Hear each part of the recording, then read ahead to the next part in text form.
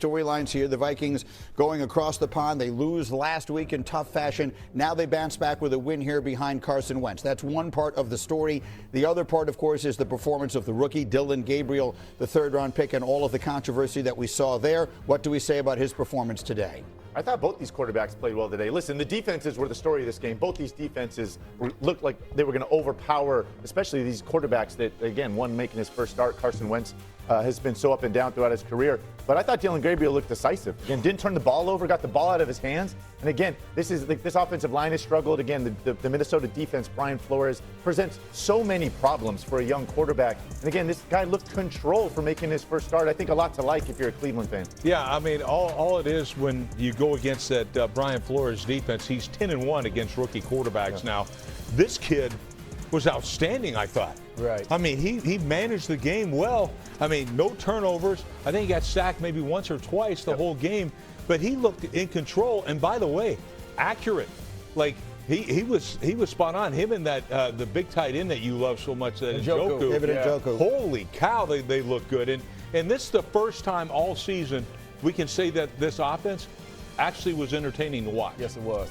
You know, one thing about it is you want, all this talk about the rookie, quarterback in Gabriel and him seeing this Brian Flores defense. We all thought he was going to really struggle. But I think one thing that you'll take from this game is you've seen this rookie. He grew from it. And one thing about it, he's not going to face a defense like this every week. So I like what I saw today. Yeah, especially rushers like Malik Collins, who was getting – I'm going to the other side with Carson Wentz here because that defense was after him. And Carson Wentz looked bad at times, but – to finish the way he finished and get that touchdown pass to Addison the way he did. Wentz, all you got, that's all we want. You're a backup quarterback. Go out there when the game's on the line. Can you get it done? Wentz got it done today. Yeah, didn't turn the ball over either. Yeah. So what are the Minnesota Vikings? They sit there now at this stage. They're in a division where the Lions look like they are as good as ever.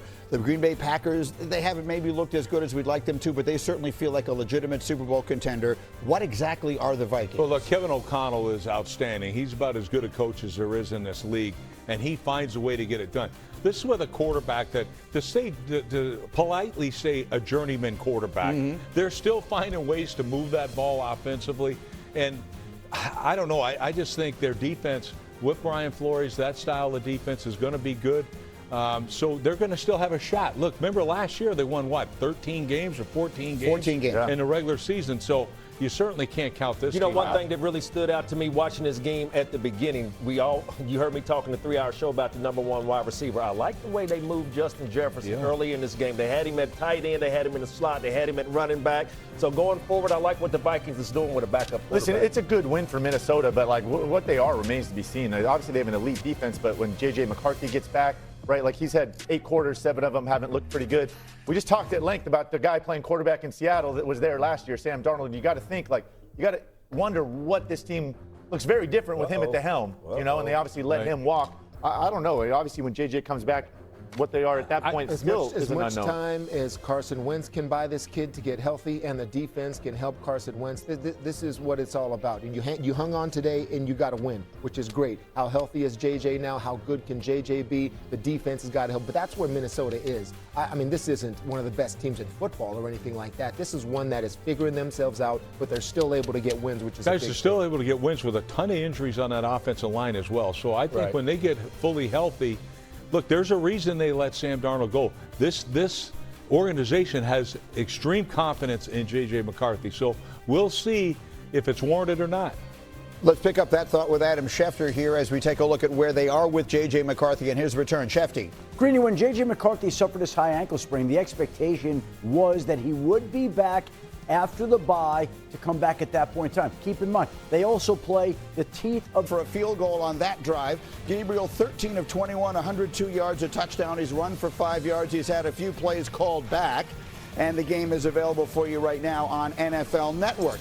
Dillon Gabriel, of course, the latest quarterback to start for the Browns since they returned to the NFL in 1999. There's no way to keep up with all of the names that they've had since they've been there. That's not possible. He is their 41st different starting quarterback, by far the most for any team in that span. Kuven has now used multiple starters in 5 straight seasons. So quickly, let's touch on what we've seen so far. We've been doing the show, so obviously not paying incredibly close attention, but so far so good for the rookie in his first start. Yeah, he's looked efficient, right? He's got the ball out of his hands, he's only taken 1 sack, hasn't turned the ball over, hasn't put it in harm's way. He's got the ball to his playmakers, and they're in this game. Meanwhile, the fact that he is starting is obviously a significant story. There have been very few situations like the one in Cleveland this year where they draft him in the 3rd round and then they draft Shedeur Sanders in the 5th round. And the immediate reaction here, Rex, from you was the fact that Dillon Gabriel is the starter and Joe Flacco is the backup is interesting. Yeah, because it shouldn't happen that way.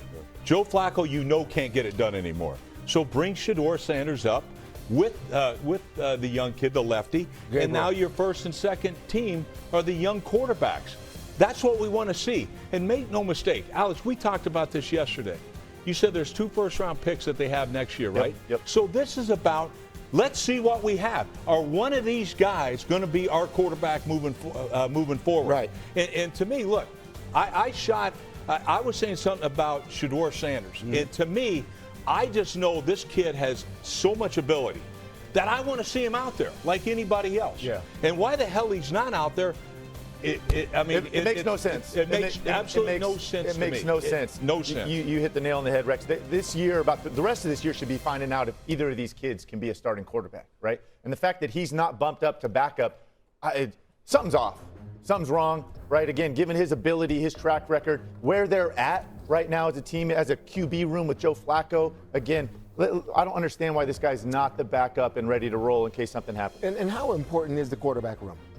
Man, listen, I always looked at the quarterback room as this. It's just like this kumbaya sort of. These guys come out of here and they're arm in arm, holding hands and all this stuff. They sit right next to each other in the front row. They do all these things together. And Cleveland messed this quarterback room up on draft day, in my opinion. I mean, you draft a kid high in Dillon Gabriel, then you draft not only a competitor but a pretty good quarterback in terms of Shedeur Sanders. So they're confused and they're competing. So how is it working? And you also have Joe Flacco in there. I don't know how much mentoring Joe Flacco is doing because he knows he's on his last leg. He's on his way out. And these guys are probably as old as some of his kids are. Mm-hmm. So some of this quarterback room is, I don't want to say dysfunctional, but it is not the way the normal quarterback room I'm used to seeing in the National Football League locker room. Go ahead. Well, we don't know what the quarterback room is crazy because there's a name y'all left out of there, and that's Deshaun Watson. He's still a quarterback for the Cleveland Browns. But one thing that I'll say, talking about a young guy like Shedeur Sanders, there's a lot of guys or a lot of fans that he wooed and wowed, through preseason. A lot of people rooting for him, and nobody has seen him play yet. Right now, it is Dillon Gabriel's turn. Has Dillon Gabriel, from what we've seen so far over in London, has he disappointed us? No. So far, so good. So the question I'm saying, I don't care if it's Dillon Gabriel backing up Shedeur's backing up Dillon Gabriel. Whenever your opportunity comes, you better be ready because if there's any type of microscopic lens looking on Cleveland, the quarterback position is the main position. The one thing I see out of Dillon Gabriel in this game right here, he's protecting the team, which has not happened even with Joe Flacco and all that experience he had. He did not protect the team. His defense is outstanding. This kid seems like he understands it. And I will say one other thing. If you're a quarterback, you lead from the front of the building, not the back of the building. I don't care who you are.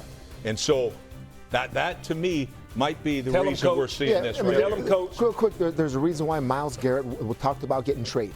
All right, it was last year during the Super Bowl, I think it was.